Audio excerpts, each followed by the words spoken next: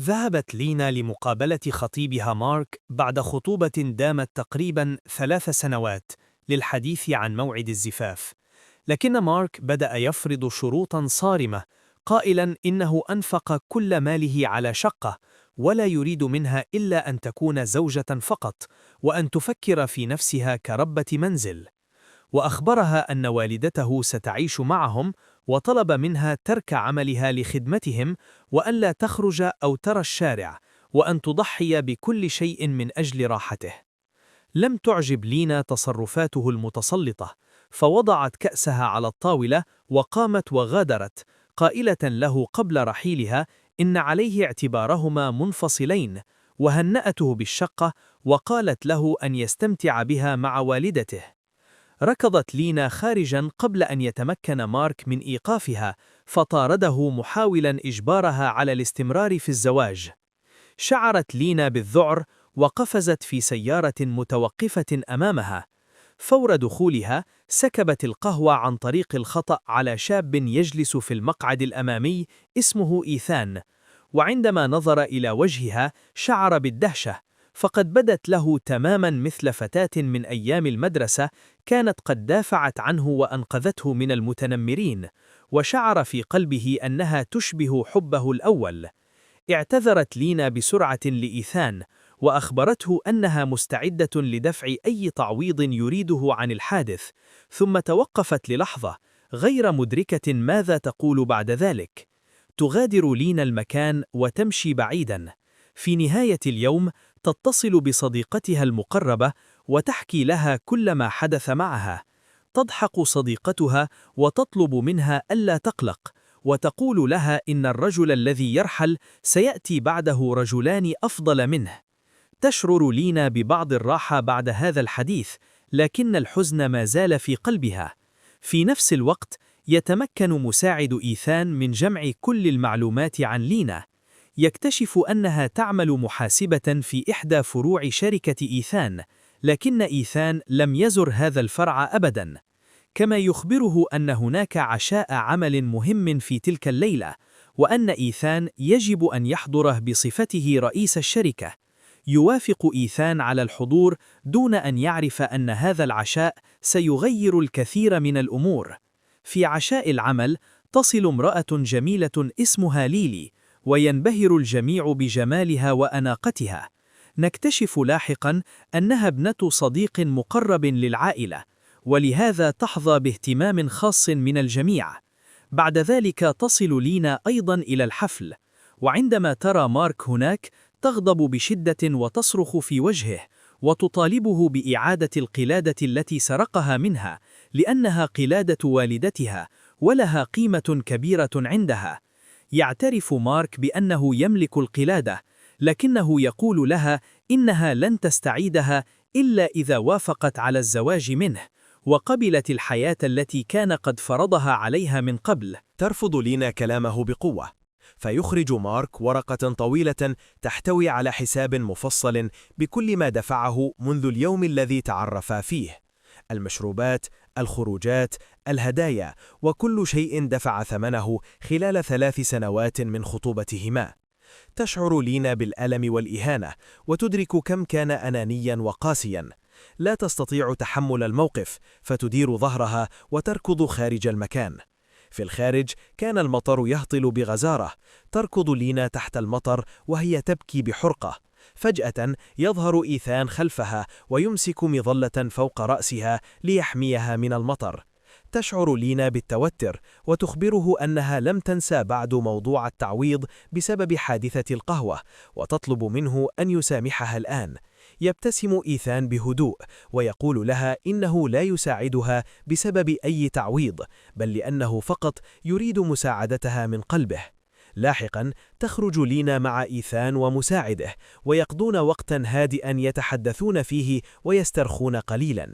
تلاحظ لينا أن المساعد يتحدث مع إيثان باحترام شديد، ويناديه بلقب سيدي. تشعر بالدهشة، وتبدأ تدريجيا في إدراك أن إيثان ليس رجلا عاديا كما كانت تظن، وأنه يخفي وراء هدوئه مكانة وقوة لم تكن تعرف عنها شيئا. تسأل لينا إيثان باستغراب: لماذا يناديك مساعدك بلقب سيدي؟ أليست موظفا عاديا مثلنا؟ وما هي قصتك الحقيقية؟ يبتسم إيثان بهدوء ويجيبها بأن المساعد صديقه في الأساس، لكنه يحب أن يمزح معه ويتصرف وكأنه مدير كبير أو رجل ثري، فقط ليجعله يشعر بأهمية أكبر. لاحقا تقضي لينا المساء مع إيثان، تشرب من مشروبه الخاص وتبدأ بالحديث عن خطيبها السابق وسبب انفصالهما، وكانت مشاعرها واضحة جدا، ومع تأثير الكحول تتحدث أكثر وتخبره عن شاب أحبته في أيام المدرسة الثانوية وكيف تركها رغم أنها كانت تحبه بصدق. كانت كلماتها مليئة بالحزن والخذلان. يستمع إيثان لها بصمت واهتمام. قصتها تذكره بماضيه هو أيضا، حين أجبرت عائلته على مغادرة البلاد وخسر الكثير من الأشخاص الذين كانوا قريبين من قلبه. من تصرفاته ونظراته يتضح أن هناك رابطا قديما بينه وبين لينا، وأنهما ربما تعرفا منذ الطفولة، حتى لو أن لينا نفسها لا تتذكر ذلك بعد. في صباح اليوم التالي تستيقظ لينا لتجد نفسها نائمة في منزل إيثان، تشعر بالارتباك ولا تفهم كيف وصلت إلى هناك. يخبرها إيثان أنها شربت كثيرا حتى فقدت وعيها، وأصرت على البقاء في منزله رغم أن ذلك كان أول لقاء حقيقي بينهما. تحاول لينا تذكر ما حدث وتشعر بالإحراج الشديد، وتدرك أنها لم تكن بكامل وعيها عندما طلبت منه أن يأخذها إلى بيته. بعد ذلك تنزل لينا إلى الطابق السفلي وتفاجأ بالخدم وهم يقدمون لها فطورا فاخرا ويعاملونها باحترام كبير، كما يعيدون لها جميع أغراضها. في تلك اللحظة تصدم عندما تلاحظ أن قلادة والدتها قد استبدلت بقلادة أجمل وأغلى. تشعر بالضيق الشديد لأن القلادة الأصلية ثمينة جدا بالنسبة لها، وتعتقد فورا أن مارك هو من سرقها. تتجه لينا إلى الشركة التي يعمل فيها مارك وتواجهه بالأمر. يحتد النقاش بينهما ويرتفع صوتهما، ويحاول مارك الاعتداء عليها. فجأة يصل إيثان بالصدفة ويتدخل لحمايتها، ويقف بينها وبين مارك بكل قوة. تستغل لينا الموقف لتغيظ مارك أكثر. تقترب من إيثان وتخبر مارك أن إيثان هو خطيبها الجديد. تسخر منه وتقول له إن إيثان أكثر وسامة وأكثر أناقة وأغنى منه بكثير، ورغم أن لينا ما زالت تعتقد أن إيثان مجرد موظف بسيط، إلا أنها تقول كل ذلك فقط لتجرح مارك وتجعله يندم على ما فعله معها. نرى أيضا الحراس يطردون مارك من الشركة بعد أوامر إيثان، وبما أن لإيثان سلطة كبيرة على الشركة لم يكن أمام مارك أي خيار سوى الانصياع والرحيل. بعد ذلك تعود لينا مع إيثان في سيارته. أثناء الطريق يخبرها إيثان وهو يبدو قليل الغيرة: أتمنى أنك قابلت خطيبك السابق لتستعيدي قلادة والدتك. يبدو أن كلماته تحمل قليلا من التوتر، لأنه لا يريد أن تفكر لينا في العودة إلى مارك أو متابعة أي علاقة معه. في اليوم التالي تذهب لينا إلى شركتها لتبدأ العمل كالمعتاد. تجد المدير نانا يوبخها بسبب تأخرها، رغم أنها واحدة من أكثر الموظفين جدية والتزاما في الشركة. ثم تعلن نانا لجميع الموظفين أن عليهم العمل على مشروع خاص في موقع بعيد، وتوضح أن شخصا ما يجب أن يذهب إلى هناك ليعد تقريرا للشركة ويفيدها بالمعلومات المطلوبة. ترفض جميع الموظفات الذهاب، معتبرات أن هذا العمل مخصص للرجال فقط. تضطر نانا لإرسال لينا إلى الموقع، ولا يكون لديها أي خيار آخر. هي مجرد موظفة بسيطة، لكنها تريد إثبات نفسها والحصول على ترقية في المستقبل، لذلك تقبل المهمة على مضض. في الوقت نفسه كان إيثان في مكتبه يلاحظ لينا وهي تجلس هناك. لم يكن معجبا بها إطلاقا، لأنه يعرف أنها قد تحاول الاقتراب منه أو التخطيط للزواج منه مهما كانت الظروف. لاحقا يطلب من إيثان التوجه إلى الموقع، لأنه يجب عليه الإشراف شخصيا على الموظف الجديد الذي سيذهب هناك. تصل لينا إلى القرية التي يقع فيها الموقع وتشعر بالضياع التام. لا تعرف المنطقة ولا يوجد لديها إشارة في هاتفك، ولا تعرف من تتصل به أو ماذا تفعل. فجأة ترى سيارة إيثان وتقف مذهولة، تخبره أنها هنا للقاء مدير يدعى ليه. يحاول إيثان إخفاء هويته الحقيقية ويتصرف كما لو أنه مجرد مساعد، ثم يأخذ أمتعتها. يقودها إلى مكان للإقامة حتى لا تضطر لمواجهة أي صعوبات بمفردها. تصل لينا أخيراً إلى الفندق وتذهب لحجز غرفة، لتكتشف أن الغرفة باهظة الثمن جداً. يطمئنها إيثان بهدوء قائلاً: لا تقلقي، محاولاً أن يجعلها تشعر بالراحة بينما يتحكم في الموقف بهدوء دون أن تكشف هويته الحقيقية. هنا يبدأ التوتر يتصاعد. لينا تدرك كم من الجهد والنفقات تنتظرها، بينما يظل إيثان يوجهها بعناية، مخفيا هويته الحقيقية، مع الحفاظ على السيطرة على كل شيء حولها. كل شيء سيكون على نفقة المدير، مما يعني أن الموظفين لا يضطرون لدفع أي شيء من جيوبهم. يقول إيثان وهو يتحدث بجدية: لن نتحمل نحن التكاليف، المدير هو من يجب أن يهتم بالموظفين، هل ستعانون أنتم دون سبب؟ تدخل لينا غرفة وهي تحمل أمتعتها معها. يصدم إيثان عندما يراها وقد جلبت معها كل شيء من حقيبتها، من طعام ومشروبات وحتى الشاي. في تلك اللحظة يدرك إيثان أن لينا منظمة للغاية وقادرة على التعامل مع المواقف الصعبة بكفاءة عالية. في الوقت نفسه تلاحظ لينا أن إيثان قد سافر إلى الموقع، فتقرر مراقبة تحركاته عن قرب. ترسل رسالة إلى أحد موظفيها لتتلقى تقريراً عن كل ما يفعله. تبدأ لينا بالعمل في الموقع بنفسها، ويصاحبها إيثان. أثناء العمل تستمر في الحديث عنه بشكل سلبي، وتصفه بأنه متعجرف فقط لأن عائلته ثرية جدا. يسمع إيثان كلامها ويقول بهدوء: هيا، لا تحكمي عليه بقسوة هكذا، سمعت أنه ابن غير شرعي وليس الابن الحقيقي للعائلة. إيثان عمل 7 سنوات ليبني نفسه، وليس كل ما نسمعه صحيحا. لكن لينا لا تتأثر بكلامه، فترد عليه بحدة: لماذا تتعاطف معه هكذا؟ انظر إلينا تحت الشمس بينما يجلس في المكيف. يشعر إيثان بالظلم بشدة، لأنه أيضا تحت الشمس الحارقة ويعمل بجد.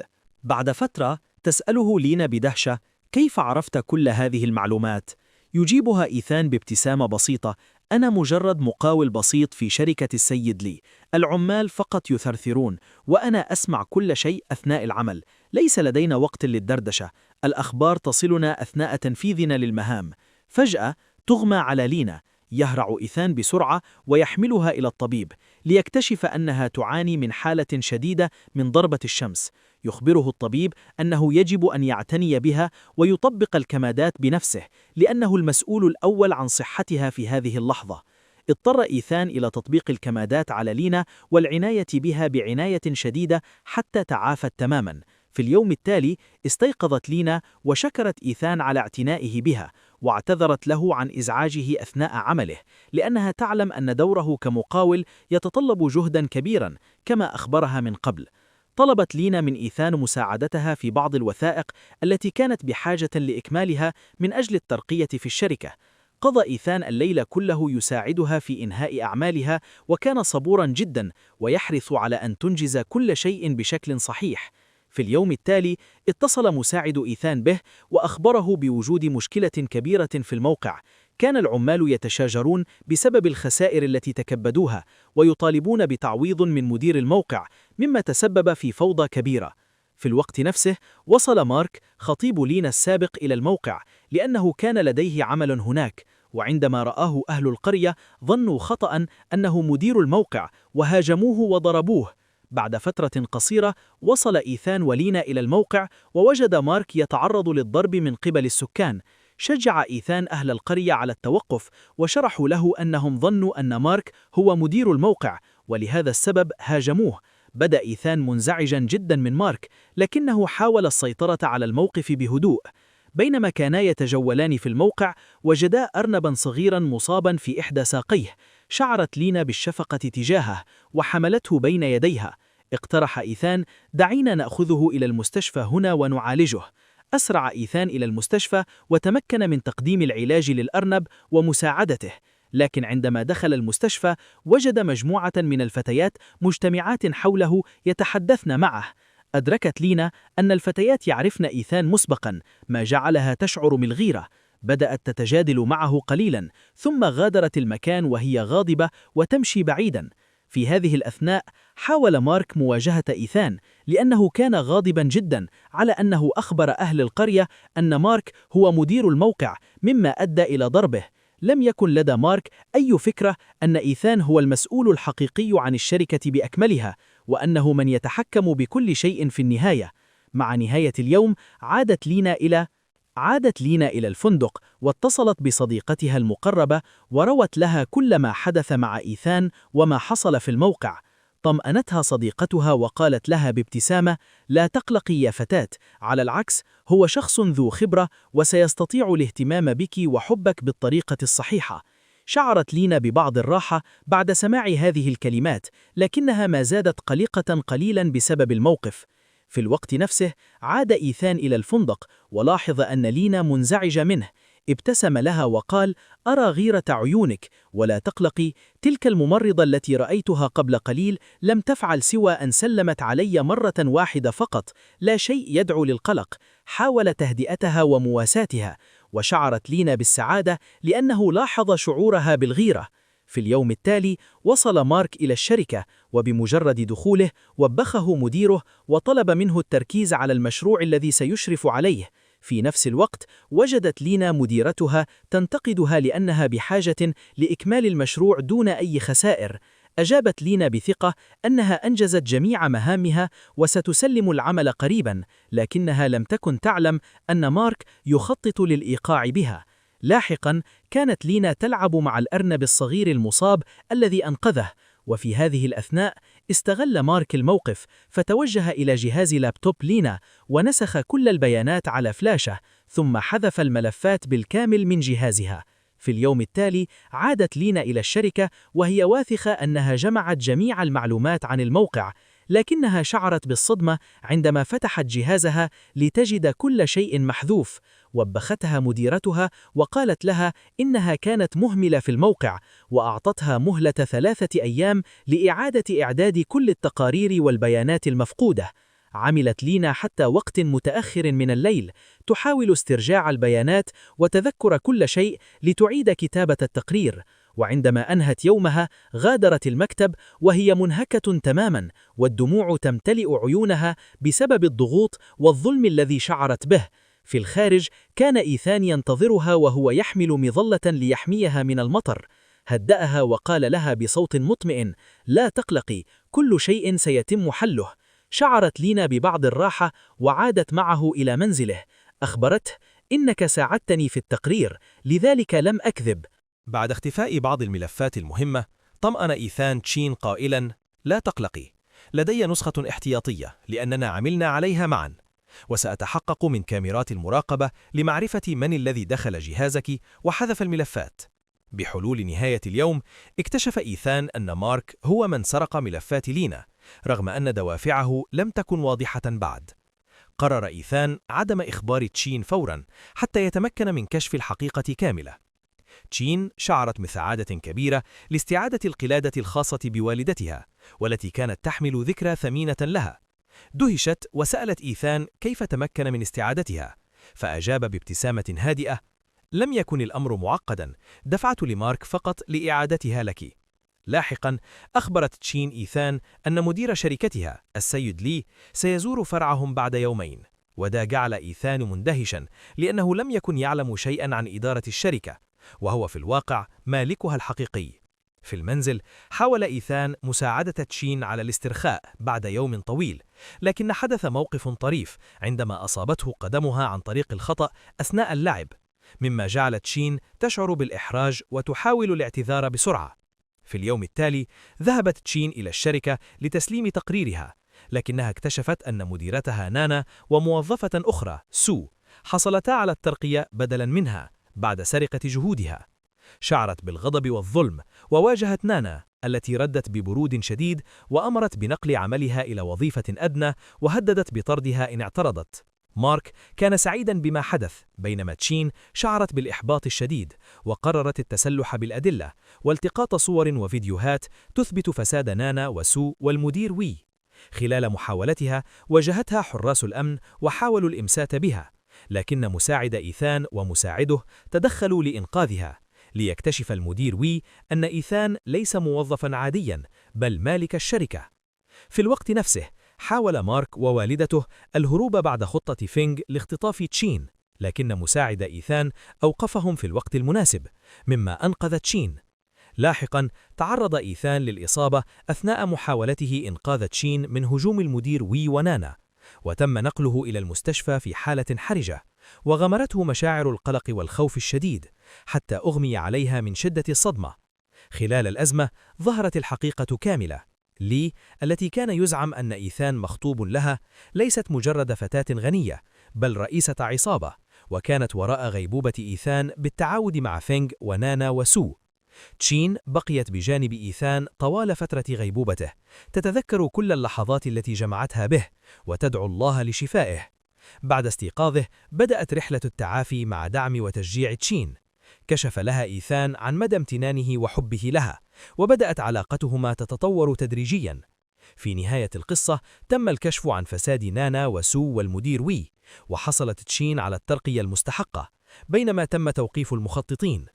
إيثان وتشين خططا للزفاف وأقاما حفلاً جميلاً جمع الأهل والأصدقاء، وبدأت حياتهما الجديدة مليئة بالحب والسعادة والطمأنينة.